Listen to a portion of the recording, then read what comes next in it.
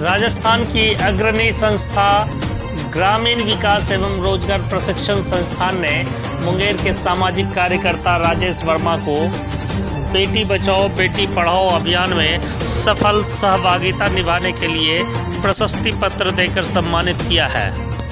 संस्था के सचिव सुरेंद्र सिंह ने आशा व्यक्त की है कि राजेश वर्मा सदैव की भांति अपने जीवन काल में समाज सेवा को सर्वोपरि स्थान प्रदान करते रहेंगे। सर्वप्रथम तो मैं आपको और पूरे देशवासियों को इस कोरोना रूपी महामारी के लिए अपनी गहरी संवेदना व्यक्त करता हूँ।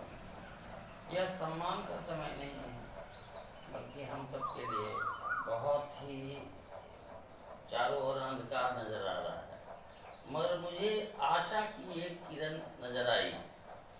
यदि हम लोग इस अंधकार में अगर प्रकाश की ओर बढ़ते हैं, बेटी बचाओ और बेटी पढ़ाओ जो कार्यक्रम है वो माननीय प्रधानमंत्री महोदय जी का एक बहुत बड़ा कार्यक्रम है, जिसको कि बृहद पैमाने पर किया जाना चाहिए।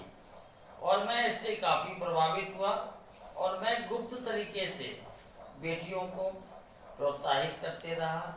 जहां उनकी आवश्यकता रही, जितने मेरे पास सीमित संसाधन हैं, उस सीमित संसाधन से मैंने बेटियों को प्रोत्साहित किया।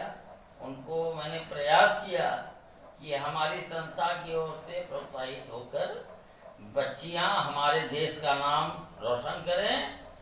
और कल्पना चावला और श्रीमती इंदिरा गांधी, स्वर्गीय श्रीमती इंदिरा गांधी और हमारे बड़े बड़े जो महिलाएं विभिन्न क्षेत्रों में अपना नाम रोशन किए हैं, उसी तरह से हमारी ये बच्चियां भी भविष्य की देश की धरोहर बने।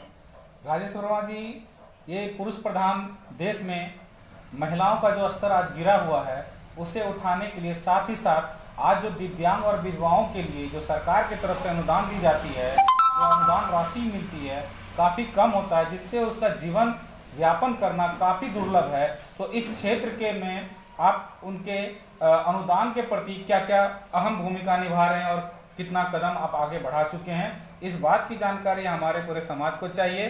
साथ ही साथ जो विधवाएं आज विधवा काफ़ी कम उम्र में बन चुकी हैं, क्या उसके शादी के लिए आपने कोई व्यवस्था करी है?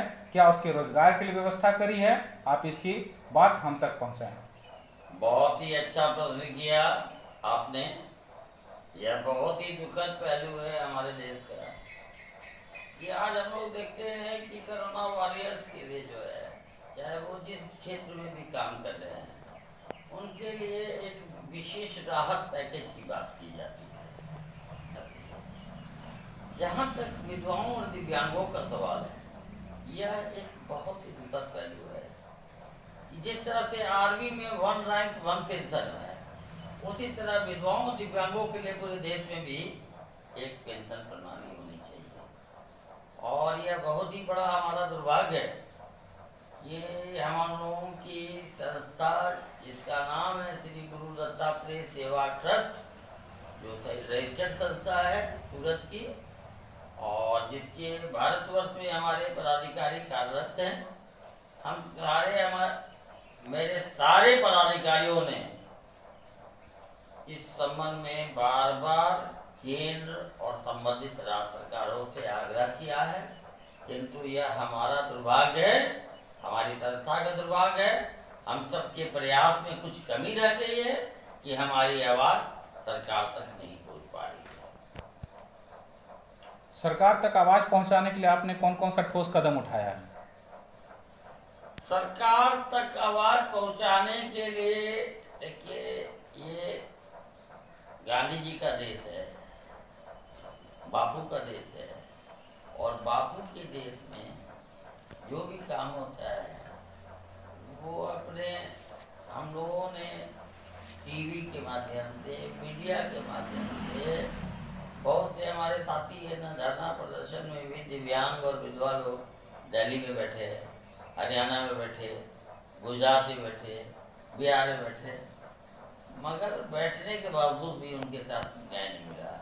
और हम लोगों ने अनवरत प्रयास किया है। आज आपके माध्यम से भी मैं राष्ट्रीय उपाध्यक्ष के तौर पर नहीं बल्कि एक आम नागरिक के तौर पर कहना चाहूँगा कि सरकार को इसे गंभीरता से लेना चाहिए। विधवा और दिव्यांग भी जो है इस समाज की ही संस्था है, बच्चियां भी हमारे समाज की संस्था है और यह वो देश है जहाँ देवी की पूजा की जाती है और देवी भी नारी है। इसलिए हमारा परम नैतिक दायित्व बनता है। पूरे देशवासियों से मैं आग्रह करता हूँ कि जिनसे जो बन पड़े वो बेटी को प्रोत्साहित करने के लिए, उन्हें आगे बढ़ाने के लिए यथायोग जो भी सहायता कर सकते हैं प्रोत्साहित कर सकते हैं। कोई आवश्यकता नहीं है कि हमारी संस्था की ओर से ही करे, वो स्वयं भी करे, जिससे बच्चियां भी आत्मनिर्भर हो। और आपने जैसे शुरू में कहा कि यह देश पुरुष प्रधान है, मैं इससे सहमत नहीं हूँ, क्योंकि यह देश पुरुष प्रधान अब नहीं रहा, किसी जमाने में हुआ करता था। आज हमारी बच्चियाँ, हमारी बहनें, माँ समानांतर रूप से पुरुषों के साथ कंधे से कंधा मिलाकर हर क्षेत्र में कार्य कर रही है।